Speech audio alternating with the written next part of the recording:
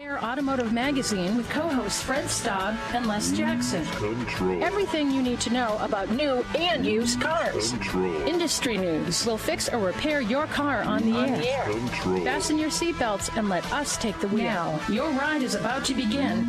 Control. Because you're on cruise control. Cruise control. Cruise control.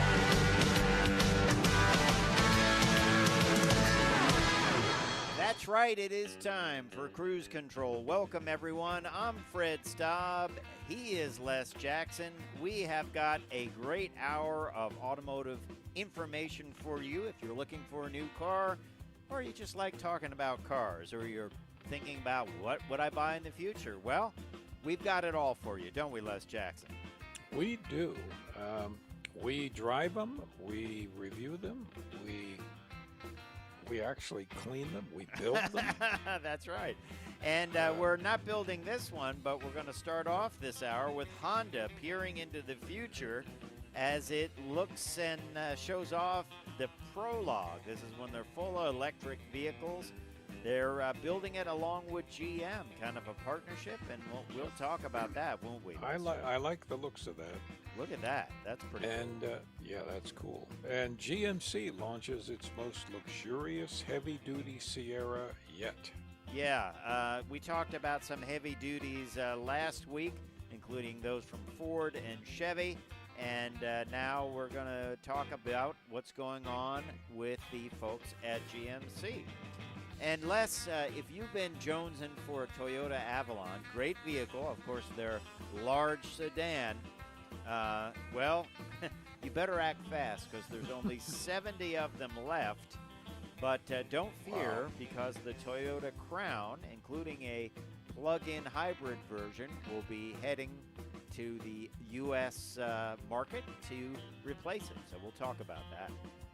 Yeah, I like an Avalon. I'd like to have an Avalon. Anyway, I'd also like to have what I'm about to mention, and that's Ford says that it's the last call for the GT, the supercar that won Le Mans in 2016.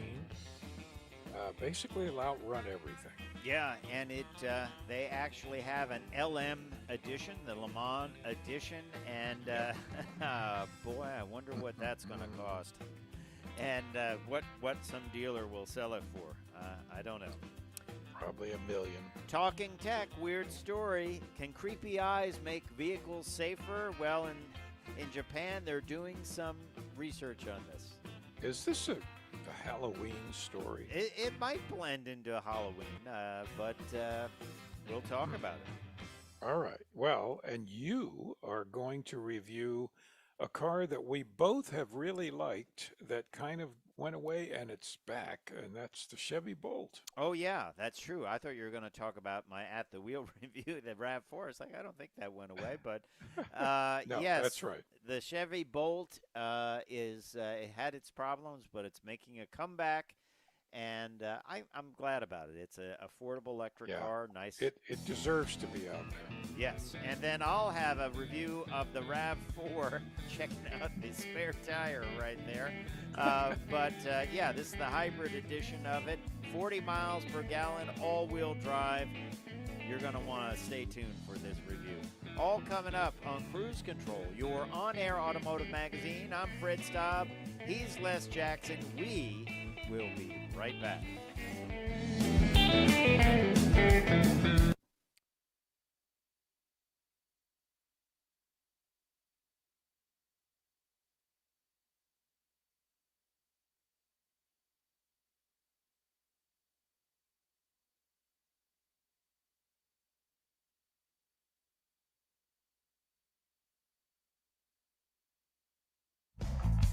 Cruise Control.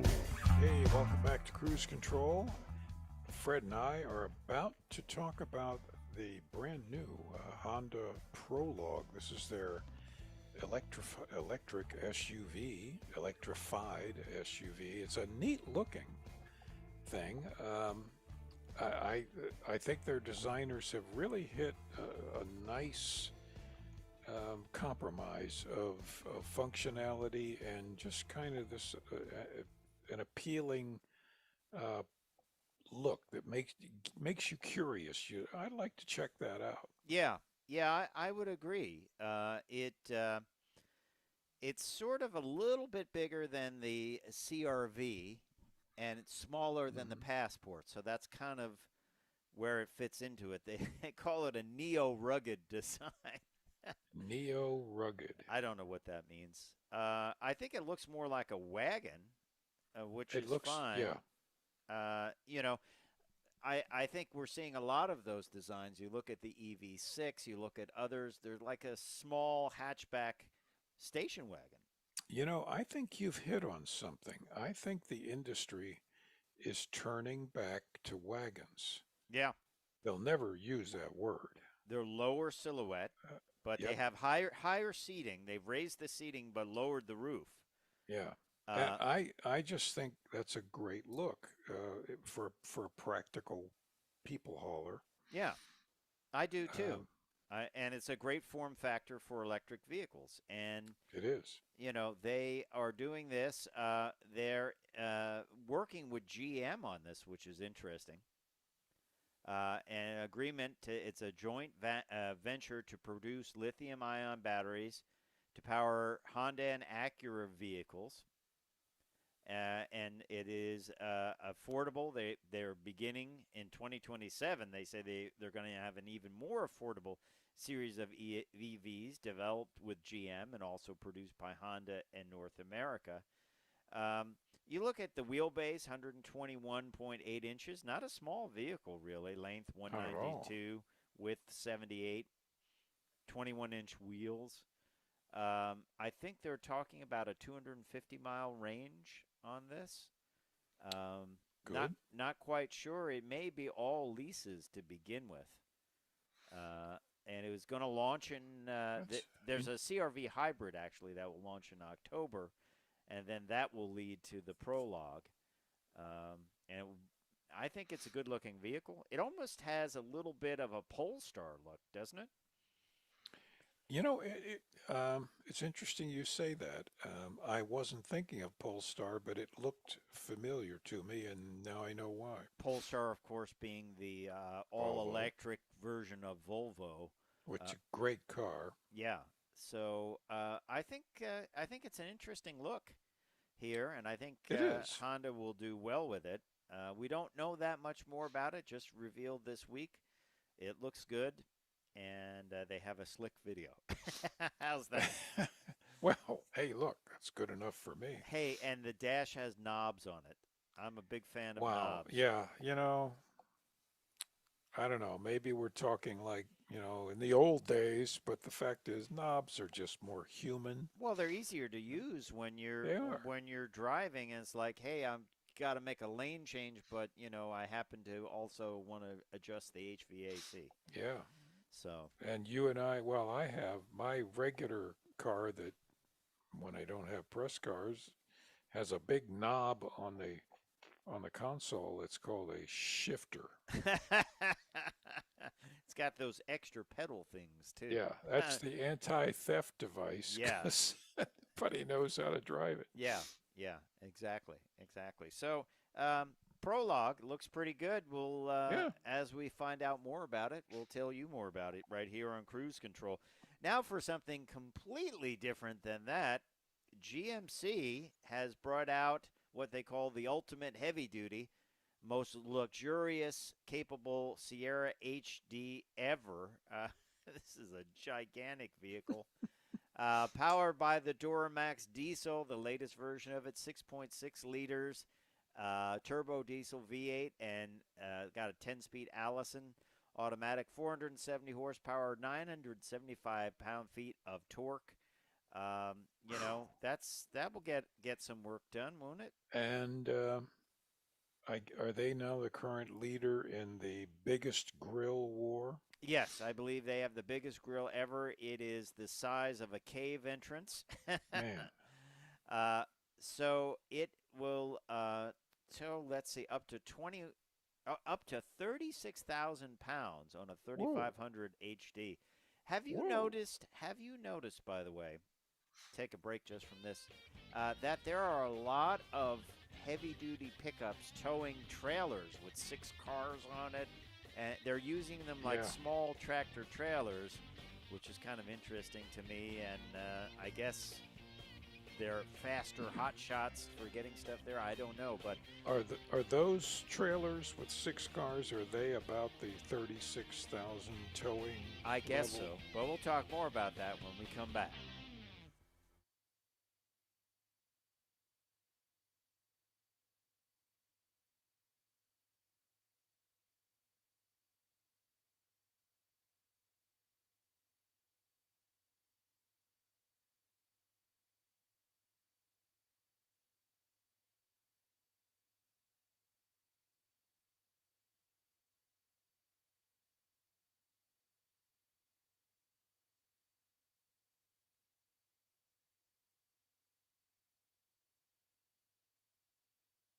Control. Welcome back to Cruise Control. Fred and I were just beginning to talk about the GMC heavy-duty Sierra. The world's biggest grill. 36,000-pound towing. My goodness. Yeah. That's a lot of tow. This thing has to be over $100,000, doesn't it? It's got to be. I mean, we're just finding all of these serious trucks are way more expensive than you think they're going to be. Yeah.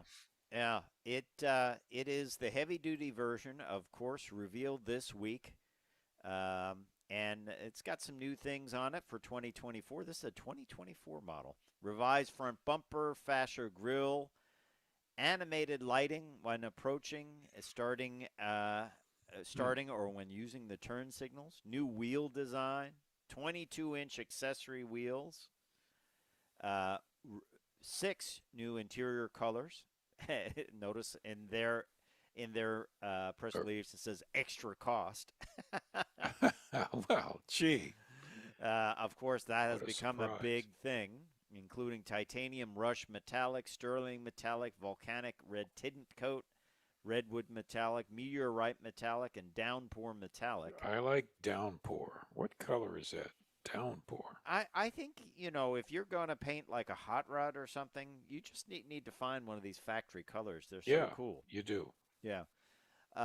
And there's new interiors. The first ever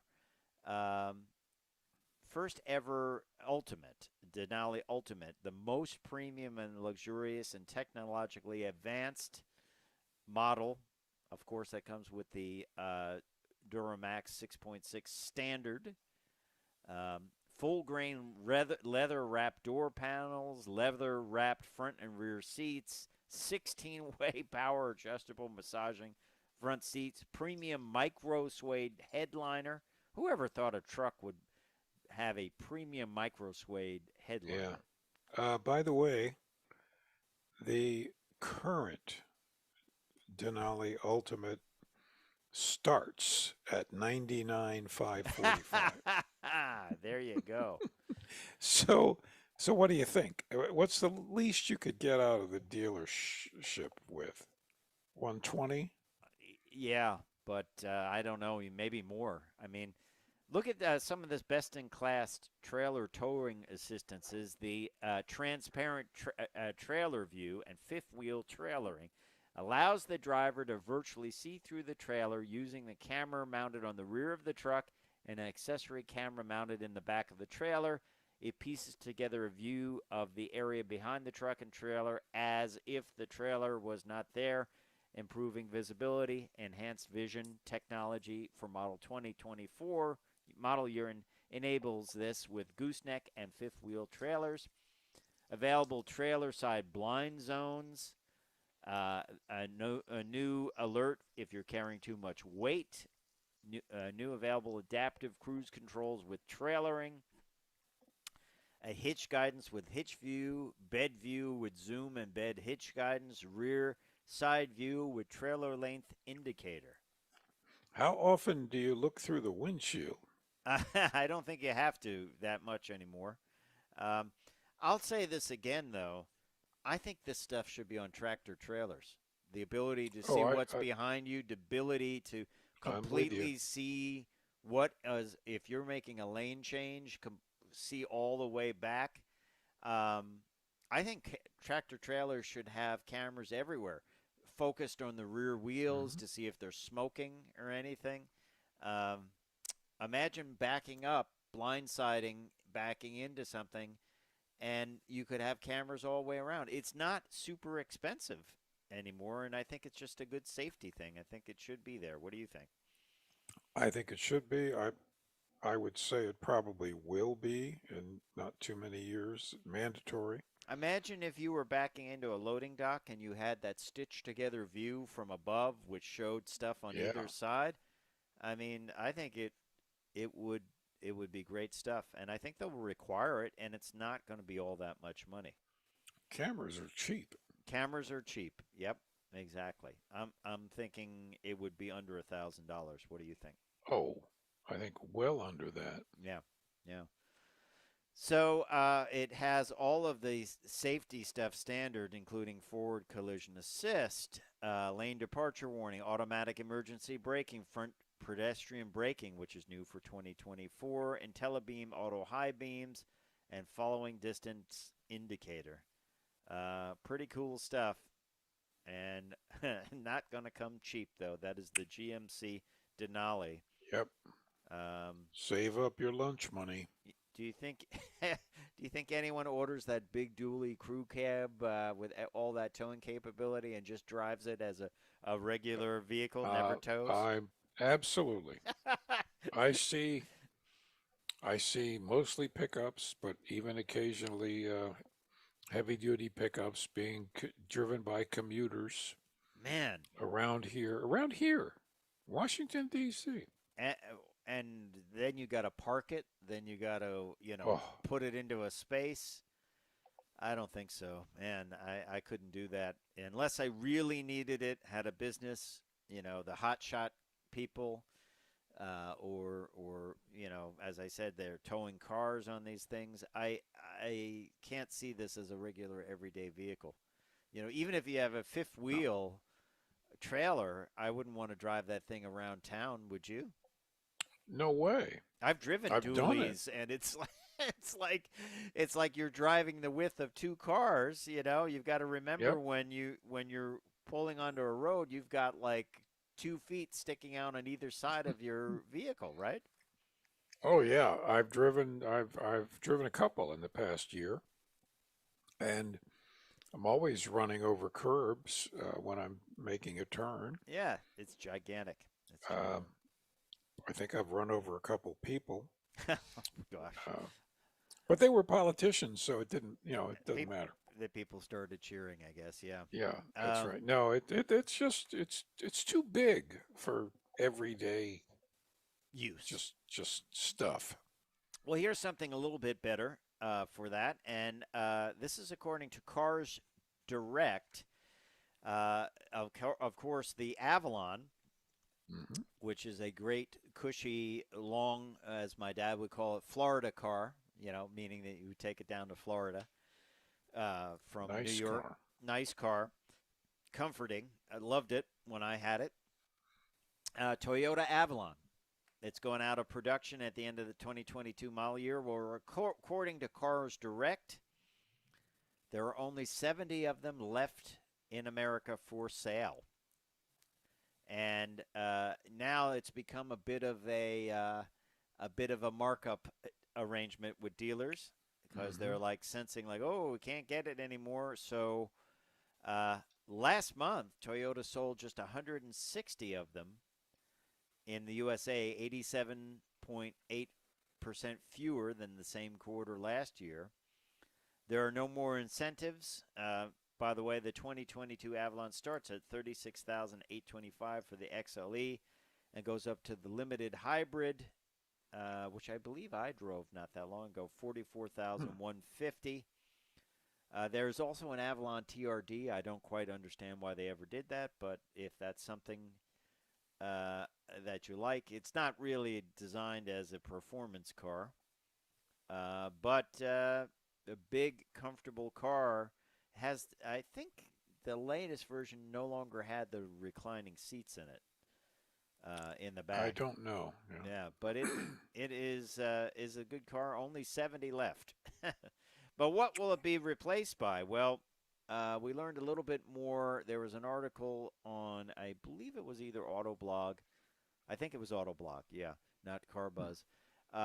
They attended the dealer meeting, which is interesting. I didn't know that was open to journalists. But, of course, we know the Toyota Crown, which is sort of like the Avalon but raised up a bit. It's not an SUV. It's like a crossover sedan is coming, and it'll be a plug-in hybrid version of it. We learned that the Hybrid Max, the Crown Hybrid Max. So there's the replacement for the Avalon.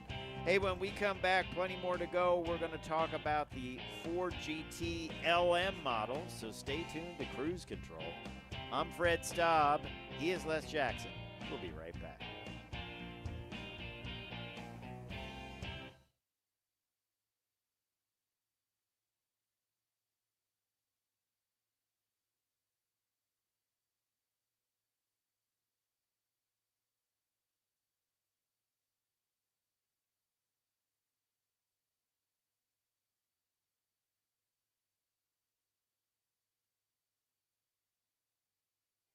Cruise Control. Welcome back to Cruise Control. Well, Fred. Yes. Do we have any good news?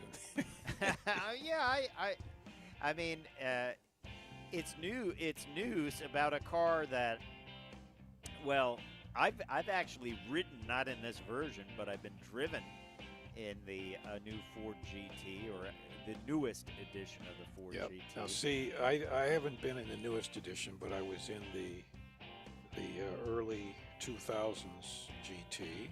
I of got a course- ride in one of those. I did not drive it.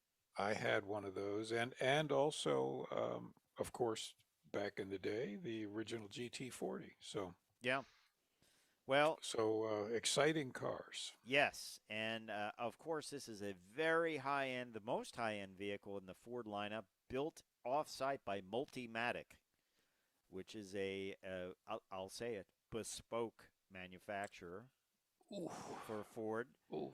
Oh, that hurt. Uses the V6 EcoBoost engine, and let me tell you, a couple of years ago, Boost is a word. yes, I got a hot shoe ride, several laps, and when it cornered, the G-force was so heavy, my helmet was, I didn't have a Hans device, I just had a helmet.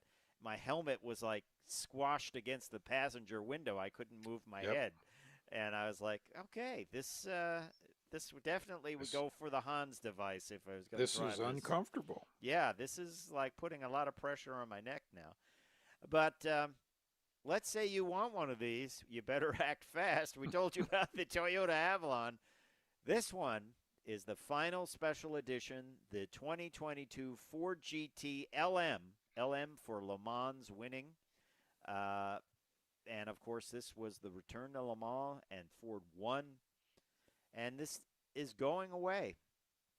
Of course, they did a 1-2-3 podium sweep in 1966 with the original Ford GT40.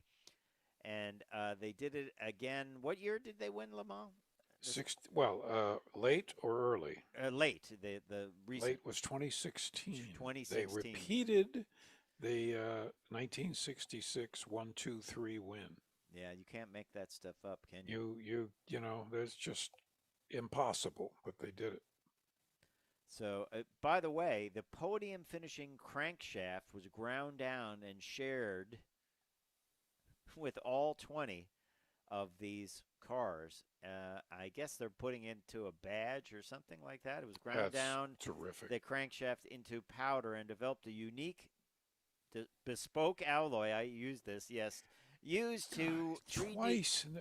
Don't we have a gentleman's agreement that you? Well, it says it right here. It was ground okay, down all right. the crankshaft into powder, bespoke alloy, used to 3D print the instrument panel badge for each 20 special edition supercars.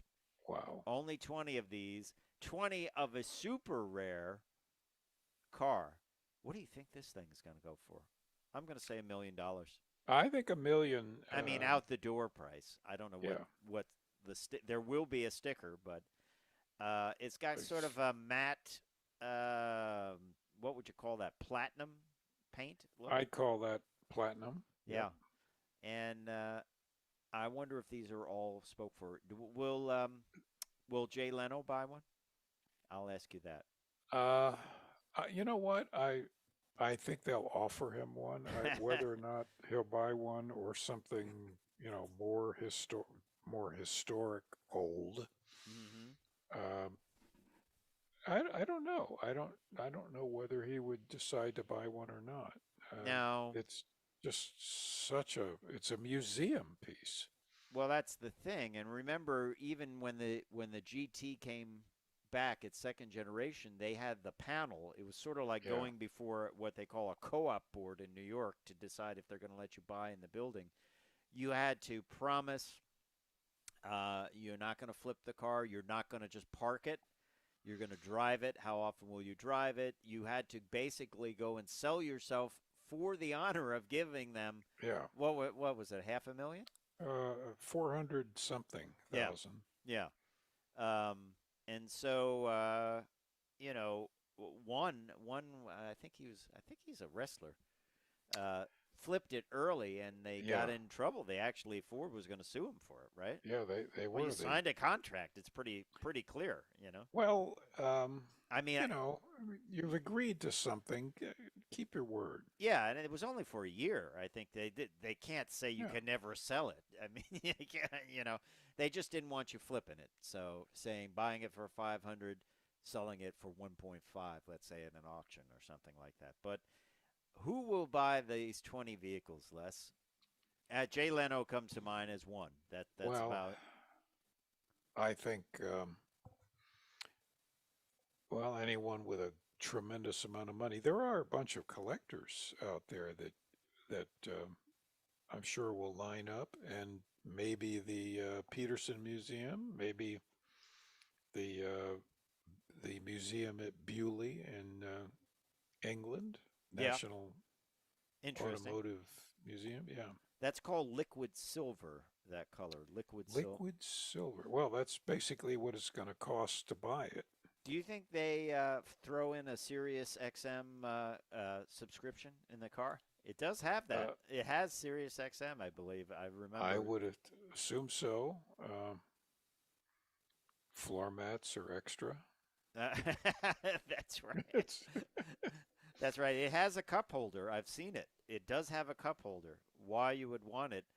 Uh, Well, yeah, because if that cup has even a half a cup of coffee in it and you take that through a turn it's not gonna. pulling 1G, that means that the fluid in the cup is at 45 degrees. Yes.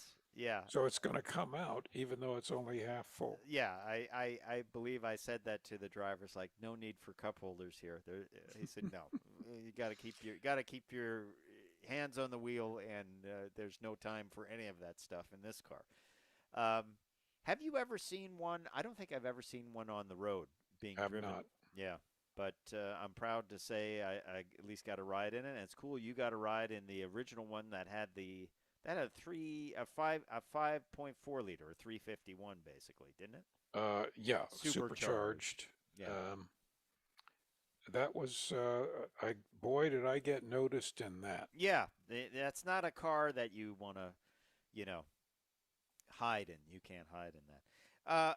Let's do a weird talking tech, shall we? You said, is this related to Halloween? Yep. But we go over to Tokyo, the University of Tokyo, to be specific. They recently studied the effects of putting eyes on cars, not looking at them, actually putting literally eyes on cars. And the result was a staggering 64% reduction in unsafe crossings. And the idea is it's called the gazing car, and it's equipped with comically large robotic eyeballs. Well, so now the eye is doing this. Yeah, it can shift left and right, look at you, turn. The eyes turn, and they put this on a golf cart, right, to test it. Professor Takeo Ir Garshi, I'm sorry, I can't. Garshi, who is the graduate in the Graduate School of Information Science and Technology at the University of Tokyo, is working on this. Uh, they used two cars that had eyes and two that did not. And the cart that had either noticed the pedestrian and was intending to stop or not seen them and was to keep going and driving. When the cart had eyes, the eyes would either be looking towards the pedestrian, going to stop, or looking away, not going to stop. And when the car looked at the person, people looked at it, and they basically avoided an incident of being run over by this. Now, the idea is to mimic, and I've done this when I'm sitting in a traffic jam and I look back in my mirror and I see someone down, texting on their phone. I get worried because I think, oh man, this guy is going to just accelerate and blammo right into the back of the car. Now, let me hit your memory. There was a car that had these eyes on it. I bet I know what it is. Tucker. It had no, the eyeball in the center. No, it was Mr. Beep. Oh, Mr. Beep, right? The Google car with the tower, the radio tower on the roof for the radar. Yes. Gosh, I hope this doesn't happen to cars because it will look so stupid. It's like those people putting the eyelashes on the cars. Yeah, there is a line beyond which one should not go. I always thought that would be cruel. Someone buys a brand new Corvette and they're trying to look, cool, but you stick those eyelashes on there. But hey, and there you have it. I'm okay with the little Christmas hats and the, I don't know, the reindeer ears. The I don't wreath, know. but I don't know. Hey, when we come back, we're going to have an at-the-wheel review of the RAV4 Hybrid. Stay tuned.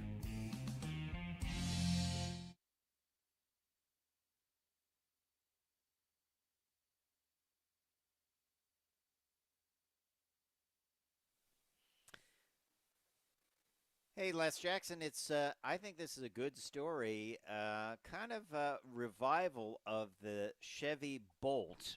Bolt is an affordable, small, compact electric vehicle. One of the first to get, I think, a 250-mile range. It can get 100 miles of range in 30 minutes from a DC charger. Has 200 horsepower, totally respectable, 266 pound-feet of torque. 259 miles, single electric motor, EPA range of 259, and you can get this thing for as little as $25,600. Pretty well equipped. Problem was they had the LG Chem batteries, not GM's fault. The LG Chem batteries were defective. These things caught fire. To GM's credit, they got on it and got the batteries swapped out of the offending cars. Unfortunately, some caught fire in people's garages, which is terrible. There are some lawsuits.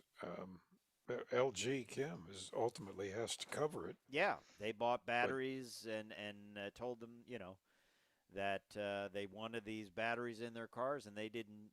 They had manufacturing errors, but kind of a resurgence of these things. They're selling well. Of course, Hertz had bought a bunch to rent out. But they are going to up the production of these cars. And I think they had some pretty good sales numbers between 2023 and 2025. The plans are to reach 1 million vehicles production capacity by 2025. The numbers weren't bad for selling, though. They've sold 175,000 of these, and that's not bad. They will see an increase in production from the 44,000 units built this year to impressive 70,000 in 2023. I think it's a good little vehicle, and if they can overcome the kind of stigma. Yeah, that it always takes a while to get rid of. Even though it's not your fault, you still guilt by association. Now, this is older architecture batteries. Yeah. If they could update them to the newer architecture, imagine if they could do that and get like a 300-mile range. That would be a great little car. Great little car. So, I just really think it has a place in the market, hmm um, and keep doing it. yeah, yeah. All right. Well, when we come back, we're going to have an at-the-wheel review of the RAV4 Hybrid, and I'll tell you all about that when we come back on Cruise Control.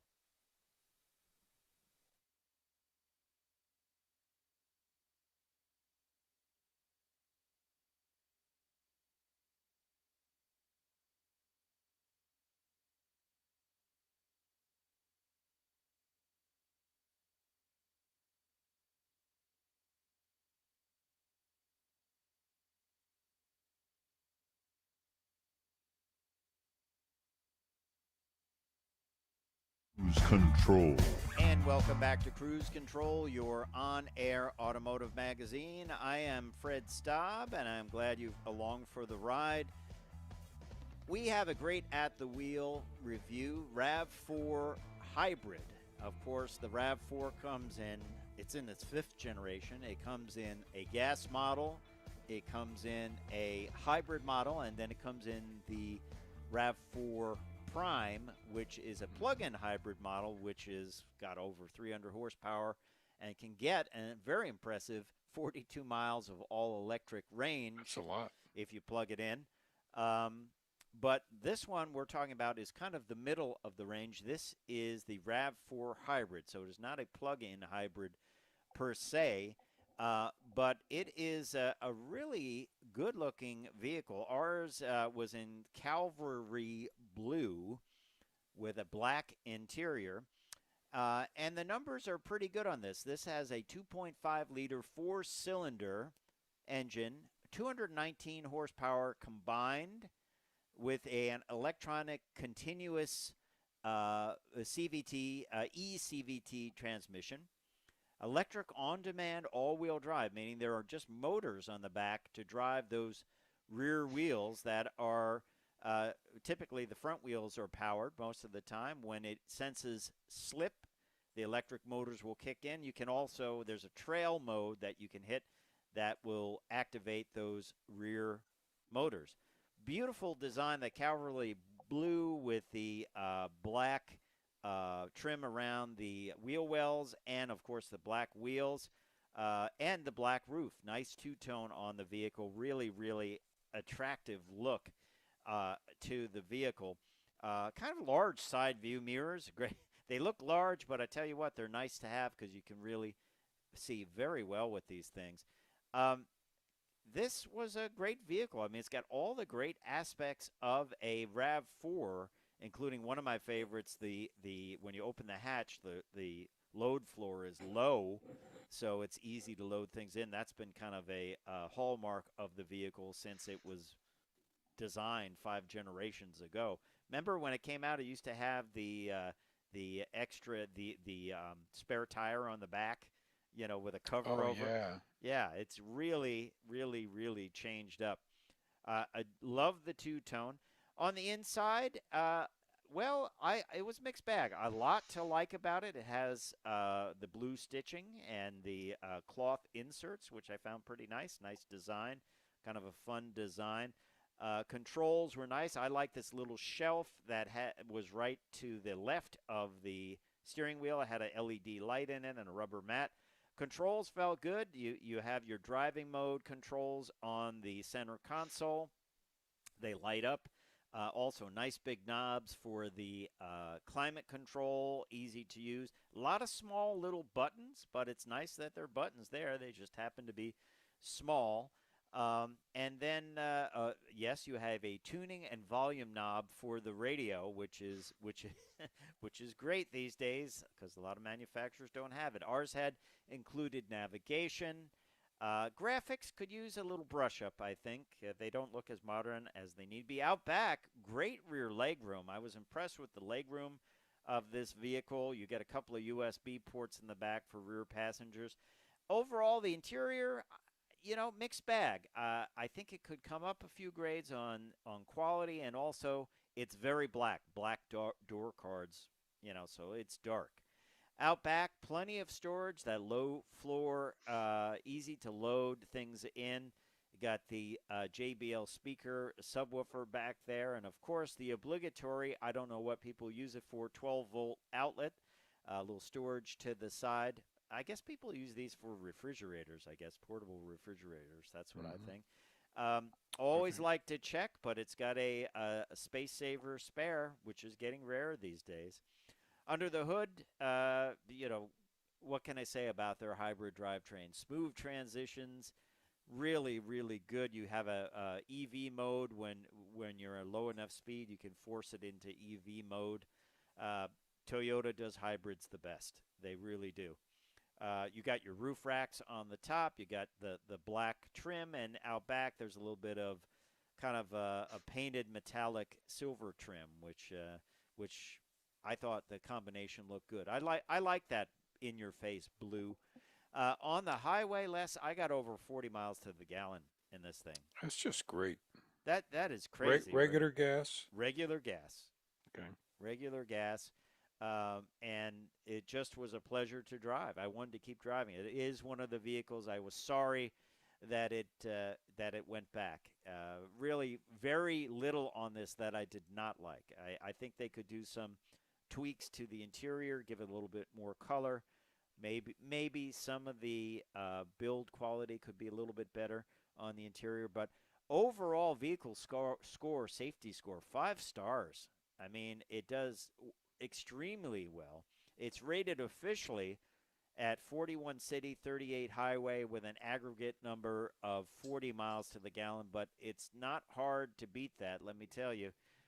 Driving it on the highway, driving around town, pretty easy to beat that. And think about that, 40 miles to the gallon on a non-hybrid car, that would be like a subcompact car would be a good number for that. This is an all-wheel drive CUV, and not a small one at that. I mean, there's plenty of great storage, plenty of rear seat room. I kind of like that cloth and leatherette seat treatment. I thought that's something I could live with. It was nice. Heated front seats. I don't think did it have a heated yes, it did have a heated steering wheel. Yes, it did. So you're asking probably what does this thing cost, right? I'm hoping it's less than I think, but well, I use a rough guide here. RAV4s, if you get the gas model, you can get into it maybe slightly over 30 with a lot of equipment. The hybrid, you're a little bit in the upper 30s to low 40s, and then the prime, you would be, I believe, just a touch under 50,000. So this one came in at $41,434. Now it has a lot of stuff on it. XSE weather package, heated leather trimmed steering wheel, rain sensing variable wipers, premium audio with a 9-inch touchscreen with navigation, 11 JBL speakers, including that subwoofer that we showed you, an amplifier. It's got the tech package with front and rear parking assist, smart key system on all doors, hands-free foot-activated power tailgate. I've got a wireless smartphone charger, bird's eye view, which I love. It's got curb view, 8-way power driver seat with memory function, digital rear view mirror with HomeLink, panoramic glass roof with front power tilt and slide. Don't really need it, but that's $500. Kind of end up with it. I think you can option that out actually.